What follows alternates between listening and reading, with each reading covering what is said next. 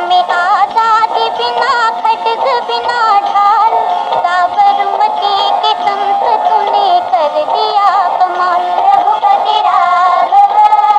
ये देशभक्ति गीत तो आपने पक्का सुना होगा। इस गाने में जो बच्चा राष्ट्रपिता महात्मा गांधी की पूजा करते हुए दिख रहा है, इस बच्चे ने देशभक्ति के और भी तराने गाए, लेकिन इसी बच्चे ने इसी देश के साथ कर दी एक बहुत बड़ी गद्दारी।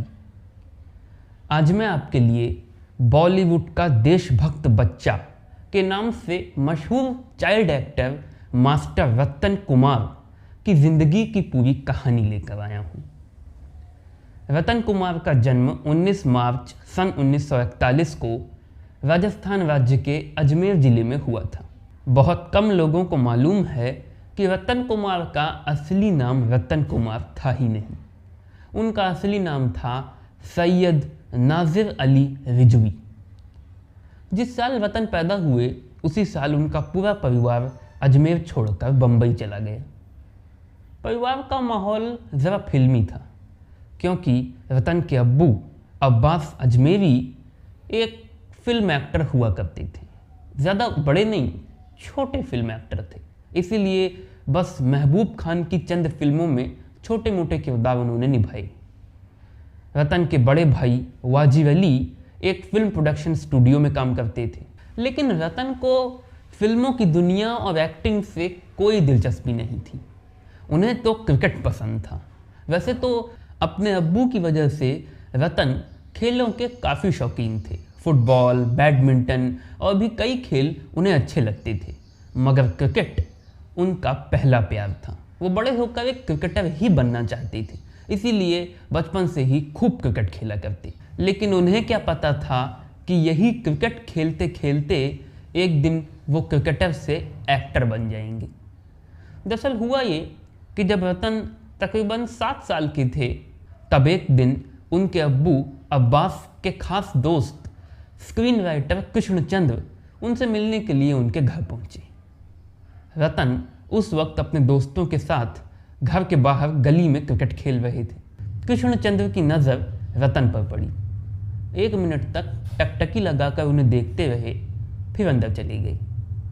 चाय नाश्ते के दौरान उन्होंने रतन के अब्बू से कहा, तुम और तुम्हारे बड़े बेटे तो फिल्मों में काम करते ही हैं, अपने छोटे साहिबजादे को भी क्यों नहीं फिल्म इंडस्ट्री में दाखिल करा देते। रतन के अब्बू ने चाय की चुस्की लेते हुए कहा, हाँ, कोई अच्छा रोल मिले तो दाखिल करा ही दूँ। कृष्णचंद्र ने कहा, एक तो हमारे ही पास है, एक फिल्म बना रहा हूँ मैं, राख नाम है उसका। अगर तुम इजाज़त दो तो तुम्हारे छोटे साहिबजादे को मैं अपनी फिल्म में कास्ट करना चाहता हूँ। रतन के अब्बू ने चौंक कर कहा, तुमने उसे देखा है? कृष्णचंद्र ने कहा, हाँ बिल्कुल। रतन के अब्बू ने पूछा, कब, कहाँ? कृष्णचंद्र ने कहा, यहीं घर के बाहर ही तो खेल रहा है। रतन के अब्बू ने सोचा कहीं ऐसा तो नहीं कि कृष्णचंद्र किसी और को देख आए। उन्होंने फौरन रतन को घर में बुलवाया, लेकिन रतन बाहर बैटिंग करने में मशगूल थे। वो आना ही नहीं चाहते थे, आ ही नहीं रहे थे। आखिर में रतन के अब्बू ने जोर से आवाज़ लगाते हुए कहा, बेटे, कृष्ण चाचा तुम्हारे लिए कमाल का तोहफा लाए हैं, जल्दी आ जाओ वरना चचेरी बहन ले लेगी। बस रतन 5 सेकंड के अंदर अंदर वहाँ उपस्थित हो गए। रतन के अब्बू ने कृष्णचंद्र की ओर देखकर कहा, इसी को देखा था? कृष्णचंद्र ने कहा, हाँ, इसी की बात कर रहा था। इस समूचे घटनाक्रम का नतीजा ये निकला कि साल 1948 में रिलीज़ होने वाली कृष्णचंद्र की फिल्म राख से रतन ने बतौर चाइल्ड आर्टिस्ट बॉलीवुड में अपना डेब्यू किया। पहली ही फिल्म से उन्होंने दर्शकों और समीक्षकों का ध्यान अपनी ओर खींचा। इसके बाद मिस्टर वाडिया की दिल की आवाज़, बालम, सौदागर, सरताज, सरगम, हमारी मंजिल, रूमल, दागे दिल, दीवाना, अफसाना, बगदाद, मोती महल, राजरानी दमयंती, राज तिलक, बुज़दिल, अंगारे और राधा कृष्णा जैसी तकरीबन 30 से ज़्यादा फिल्मों में काम किया। एक ऐसी ही फिल्म में वो एक्टर प्रेम अदीब के साथ काम कर रहे थे। प्रेम अदीब ने उनसे कहा कि देखो, अगर तुम फिल्मों में कामयाब होना चाहते हो तो फौरन अपना नाम बदल लो। रतन ने भोलेपन से पूछा, नाम बदलने से कामयाबी मिल जाती है? प्रेमदीप ने कहा, बिल्कुल। देखो, जैसे यूसुफ खान दिलीप कुमार बनकर कामयाब हो गए, कुमुद गांगुली अशोक कुमार बन के कामयाब हो गए, उसी तरह से तुम भी अपना नाम बदल लो और अपने नाम के आगे कुमार लगा लो। रतन ने प्रेमदीप से ही नाम का सुझाव मांग लिया। प्रेमदीप ने कभी एक किरदार निभाया था, उसका नाम था रतन। उन्होंने कहा, रतन रख लो। रतन ने रतन के आगे कुमार लगा लिया और तभी से सैयद नाजिर अली रिजवी बन गए रतन कुमार। रतन कुमार के बारे में जो चीज़ लोगों को सबसे अच्छी लगती वो थी भोलेपन से भरा उनका चेहरा और उनकी प्यारी सी मासूम आवाज़। अपने एक इंटरव्यू में रतन बताते हैं कि जब वो फिल्म बीते हुए दिन की शूटिंग के सिलसिले में मद्रास गए हुए थे तो प्रोड्यूसर डायरेक्टर एस वसंत को उनसे खासा प्यार हो गया। इसी के तहत जब रतन शूटिंग खत्म करने के बाद मद्रास से बम्बई वापस जाने लगे तो एस वसंत ने इतने छोटे होने के बावजूद रतन को एक बड़ी कार तोहफे में दी। रतन बताते हैं कि मद्रास में शूटिंग के दौरान त्रावणकोर सिस्टर्स भी उन्हें बहुत पसंद करने लगी थी।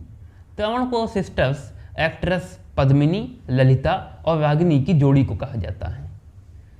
रतन के मुताबिक ये तीनों उन्हें बिल्कुल अपने भाई की तरह ट्रीट करती थी। इन तीनों ने उन्हें डांस करना भी सिखाया था।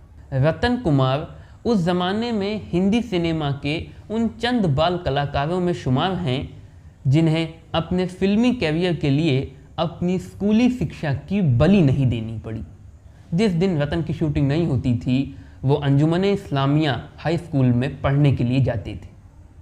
साल 1951 में रिलीज होने वाली फिल्म बैजू बावरा में छोटे बैजू की खोज के लिए पूरे देश भर में ऑडिशंस लिए गए, लेकिन वो तलाश खत्म हुई रतन के चेहरे पे।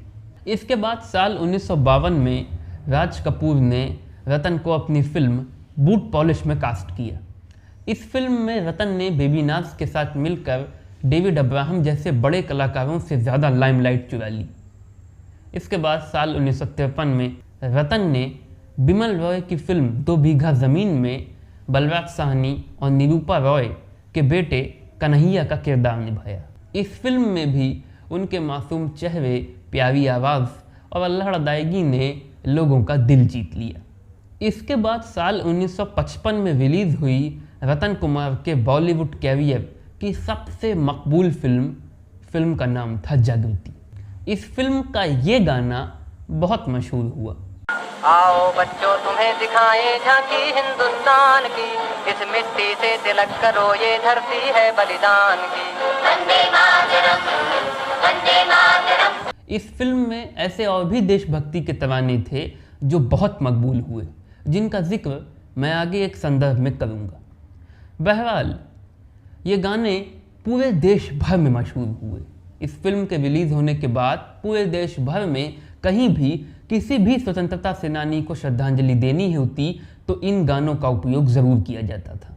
पर्दे पर इन गानों को शिद्दत के साथ गाते रतन कुमार को इस फिल्म के रिलीज़ होने के बाद बॉलीवुड का देशभक्त बच्चा कहा जाने लगा। अब रतन की उम्र तकरीबन 15 बरस की हो चुकी थी। बॉलीवुड के ऐसे कई निर्माता निर्देशक थे जो आने वाले 2-3 सालों में अपनी फिल्मों में रतन को बतौर हीरो लॉन्च करने की सोच रही थी, मगर कल किसने देखा है। साल 1956 के एक दिन एक ऐसी खबर छपी कि सब सन्न रह गए। खबर थी कि मशहूर बाल कलाकार रतन कुमार अपने पूरे परिवार संग भारत से पाकिस्तान चले गए। पूरे बॉलीवुड के साथ साथ देश में जिसने भी ये खबर सुनी वो हैरान रह गया। आखिर वो लोग जिन्होंने बंटवारे के वक्त भारत में रहना मंजूर किया, बंटवारे के लगभग 1 दशक के बाद पाकिस्तान क्यों चले गए। रतन कुमार और उनके परिवार के इस पलायन से कुछ लोग दुखी थे तो कुछ लोग उनके इस कदम की कठोर आलोचना कर रहे थे। रिपोर्ट्स के मुताबिक उस वक्त कुछ मैगजीन्स और अखबारों में रतन कुमार और उनके परिवार को उनके इस कदम के लिए खूब क्रिटिसाइज़ किया गया और रतन कुमार को उनके परिवार सहित देश का गद्दार भी कहा गया। बहरहाल अब रतन अपने परिवार के साथ पाकिस्तान जा चुके थे, लेकिन पाकिस्तान में उनकी ज़िंदगी इतनी आसान नहीं होने वाली थी। दरअसल उस वक्त भारत में तो नेहरू युग अपने चरम पर था, लेकिन पाकिस्तान घोर राजनीतिक अस्थिरता से जूझ रहा था। आवाम के द्वारा चुनी गई हुकूमत को फौज के 2 आला अफसर इस्कंदर रजा और जनरल अयूब खान कंट्रोल कर रहे थे। इसीलिए रतन और उनके परिवार को लाहौर में बसने के दौरान एडजस्टमेंट करने में ज़रा नॉर्मल से ज़्यादा परेशानी हुई। परिवार में आर्थिक संकट भी गहराने लगा। ऐसे में रतन और उनके बड़े भाई वाजिब अली ने फैसला किया कि वो एक फ़िल्म बनाएंगे। एक पाकिस्तानी पत्रकार के मुताबिक फ़िल्म बनाने का फ़ैसला 2 वजहों से लिया गया था।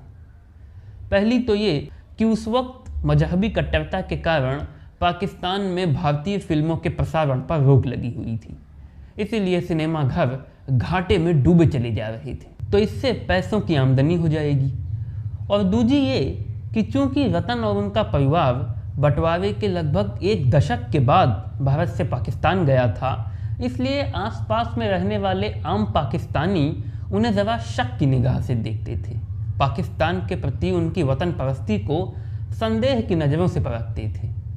उन्हें वो अपने जैसा आम पाकिस्तानी नहीं मान रहे थे, इसलिए पाकिस्तानी नेशनलिज्म से भरपूर इस फिल्म के जरिए वो अपनी ये छवि भी ठीक करना चाहते थे।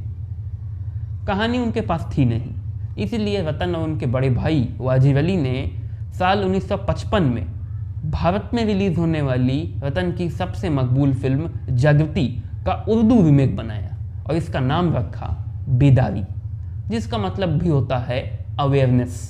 वही कहानी, वही किरदार, वही मुख्य कलाकार रतन कुमार, वही गाने, वही सिचुएशन, वही धुन, वही जोश, वही सिफत, वही फिज़ा, बस बोल बदल दिए गए थे। जागृति का जो ये गाना था, आओ बच्चों तुम्हें दिखाएं झांकी हिंदुस्तान की, इस मिट्टी से तिलक करो ये धरती है बलिदान की।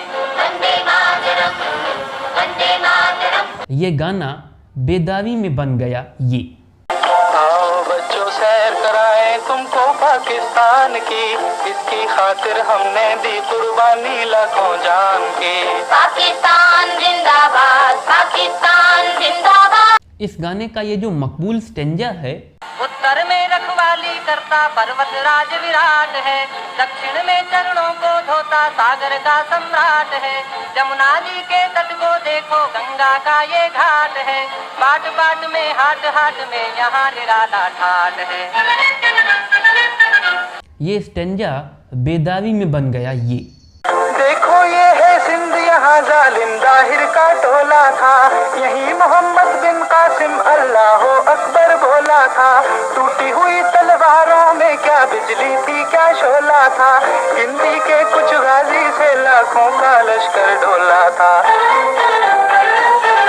जागृति का ये जो एक और बड़ा मशहूर गाना है, दे दी हमें आजादी बिना खड्ग बिना ढाल, साबरमती के संत तूने कर दिया कमाल, रघुपति राघव। ये गाना बेदारी में बन गया ये। यूं दी हमें आजादी के दुनिया हुई हैरान, ऐ कायदे आज़म तेरा एहसान है एहसान। इस गाने का जो ये बड़ा मकबूल स्टेंजा है, जब जब तेरा बिगुल बजा जवान चल पड़े, मजदूर चल पड़े थे और किसान चल पड़े, हिंदू व मुसलमान सिख पठान चल पड़े, कदमों पे तेरे कोटि कोटि प्राण चल पड़े। ये स्टेंजा बेदारी में बन गया ये। हर सिमत मुसलमान पे छाई थी तबाही, मुल्क अपना थार गैरों के हाथों में थी शाही, ऐसे में उठा दीन मुहम्मद का सिपाही, और नाराए तकबीर से दी तूने गवाही, इस्लाम का झंडा लिए आया सर मैदान। इसके अलावा जागृति का एक और मशहूर गाना, हम लाए हैं तूफान से किश्ती निकाल के, इस देश को रखना मेरे बच्चों संभाल के। इस गाने में भी देश की जगह मुल्क कर दिया गया और स्टेंजास बदल दिए गए। पाकिस्तानी नेशनलिज्म का बिगुल बजाती ये फिल्म जब पाकिस्तान में रिलीज हुई तब सुपर डुपर से भी ऊपर हिट होने लगी, बम्पर कमाई करने लगी, कमाई के सारे रिकॉर्ड तोड़ने लगी। लेकिन जैसे जैसे लोगों को ये मालूम चलने लगा कि ये जागृति फिल्म की रीमेक है, लोग भड़कने लगे, इसलिए कि ये एक हिंदुस्तानी फिल्म की रीमेक है। इसको बैन करने की मांग उठने लगी, सड़कों पर खुलेआम विरोध प्रदर्शन होने लगे, रतन कुमार और उनके बड़े भाई वाजिब अली के पुतले फूंके जाने लगे और तब पाकिस्तानी सेंसर बोर्ड ने कार्रवाई करते हुए इस फिल्म को पाकिस्तान में हमेशा के लिए बैन कर दिया। भले ही ये फिल्म बैन हो गई, लेकिन इसने अपने दोनों मकसद पूरे कर लिए। रतन और उनके परिवार की आर्थिक तंगी भी दूर हो गई और आसपास के आम पाकिस्तानियों के दिल में उनकी वतन परस्ती को लेकर जो शक था वो भी दूर हो गया। साल 1959 में 18 साल के रतन कुमार ने फिल्म नागिन से अपोजिट एक्ट्रेस नीलो बतौर हीरो अपना डेब्यू किया। ये फिल्म सुपरहिट साबित हुई। रतन कुमार के मुताबिक इस फिल्म ने गोल्डन जुबली सेलिब्रेट की, मगर न जाने क्या हुआ कि इसके बाद रतन कुमार ने क्लर्क, दो उस्ताद, अलादीन का बेटा, ताज और तलवार, शेर-ए-इस्लाम, आसरा जैसी जितनी भी फिल्मों में बतौर हीरो काम किया, सब की सब पिट गई, सब की सब फ्लॉप हो गई। साल 1969 में रतन कुमार ने बतौर डायरेक्टर फिल्म दास्तान से अपना डेब्यू किया। ये फिल्म भी फ्लॉप हो गई। 70 के दशक में भी रतन फिल्मों में काम करते रहे। साल 1977 में रतन की ज़िंदगी में एक बहुत बड़ी दुर्घटना घट गई। उनकी 4 बरस की बेटी कार हादसे में मारी गई। रतन को इससे गहरा सदमा पहुंचा, इतना गहरा कि रतन ने फिल्म इंडस्ट्री ही छोड़ दी। फिल्म इंडस्ट्री ही क्या, रतन ने पाकिस्तान ही छोड़ दिया और चले गए जर्मनी। हालांकि एक पाकिस्तानी पत्रकार के मुताबिक पाकिस्तान छोड़ने के पीछे सिर्फ रतन की बेटी का मर जाना ही एकमात्र वजह नहीं थी। एक वजह यह भी थी कि साल 1977 का समय था जब जुल्फिकार अली भुट्टो को फांसी दी जा चुकी थी और जनरल जियाउल हक पाकिस्तान की कमान संभाल रहे थे। ऐसे में रतन को लगा कि अब पाकिस्तान में उनका कोई बेहतर मुस्तकबिल नहीं है, इसीलिए वो पाकिस्तान छोड़कर जर्मनी चले गए। जर्मनी में उन्होंने कारपेट का बिजनेस करना शुरू कर दिया। यूरोप के तमाम देशों में कारपेट इंपोर्ट एक्सपोर्ट करने के बाद आखिरकार साल 1980 में रतन अपने परिवार के साथ अमेरिका में बस गए। एक इंटरव्यू में रतन से पूछा गया कि क्या उन्होंने कभी फिल्म इंडस्ट्री में वापसी करने की सोची, तो रतन ने एक वाकया बताया।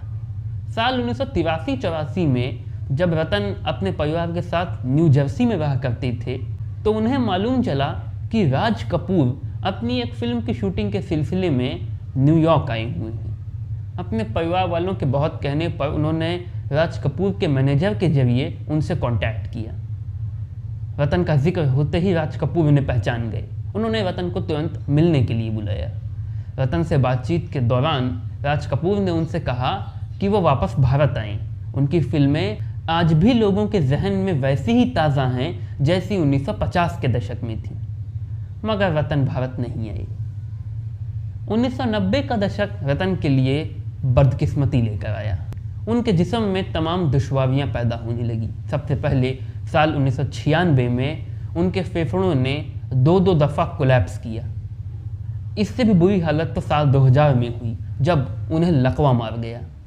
वो 8 दिनों तक कोमा में रहे। जब होश आया तो डॉक्टरों ने कहा कि अब वो कभी चल नहीं सकेंगे, मगर अपने जुनून के दम पर रतन ने 6 महीनों के अंदर अंदर गाड़ी चलाना भी शुरू कर दिया। हालांकि अपनी ज़िंदगी के कुछ आखिरी सालों में रतन अपनी सांसों के लिए पोर्टेबल ऑक्सीजन सिलेंडर पर ही हमेशा डिपेंड रहते थे और आखिरकार 12 दिसंबर साल 2016 को रतन इस दुनिया से हमेशा के लिए रुखसत हो गई। वैसे आपको क्या लगता है, रतन भारत छोड़कर पाकिस्तान क्यों गए और क्या राज कपूर के कहने पर उन्हें वापस भारत लौट आना चाहिए था?